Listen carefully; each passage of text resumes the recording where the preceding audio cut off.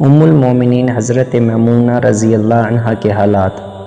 ام المومنین حضرت میمونہ رضی اللہ عنہ حارث بن حزن کی بیٹی، ان کا اصل نام درہ تھا۔ حضور صلی اللہ علیہ وسلم نے بدل کر میمونہ رکھا۔ پہلے سے ابو رحم بن عبد العزیٰ کے نکاح میں تھی۔ اکثر مورخین کا یہی قول ہے، بہت سے اقوال ان کے پہلے خاوند کے نام میں ہیں۔ بعض نے لکھا کہ حضور صلی اللہ علیہ وسلم سے پہلے بھی 2 نکاح ہوئے تھے۔ بیوہ ہو جانے کے بعد ذی القعدہ 7 ہجری میں جب حضور اقدس صلی اللہ علیہ وسلم عمرہ کے لیے مکہ مکرمہ تشریف لے جا رہے تھے، موضع صرف میں نکاح ہوا۔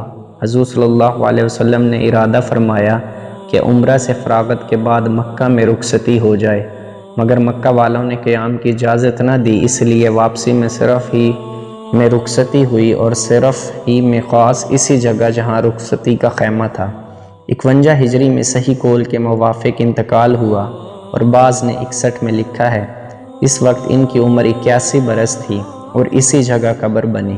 یہ بھی عبرت کا مقام ہے اور تاریخ کا عجیبہ ہے کہ ایک سفر وہاں نکاح ہوا اور دوسرے سفر میں وہاں رخصتی، اور عرصہ کے بعد اسی جگہ قبر بنی۔ حضرت عائشہ رضی اللہ عنہ فرماتی ہے کہ میمونہ رضی اللہ عنہ ہم سب میں زیادہ متقی اور صلہ رحمی کرنے والی تھی۔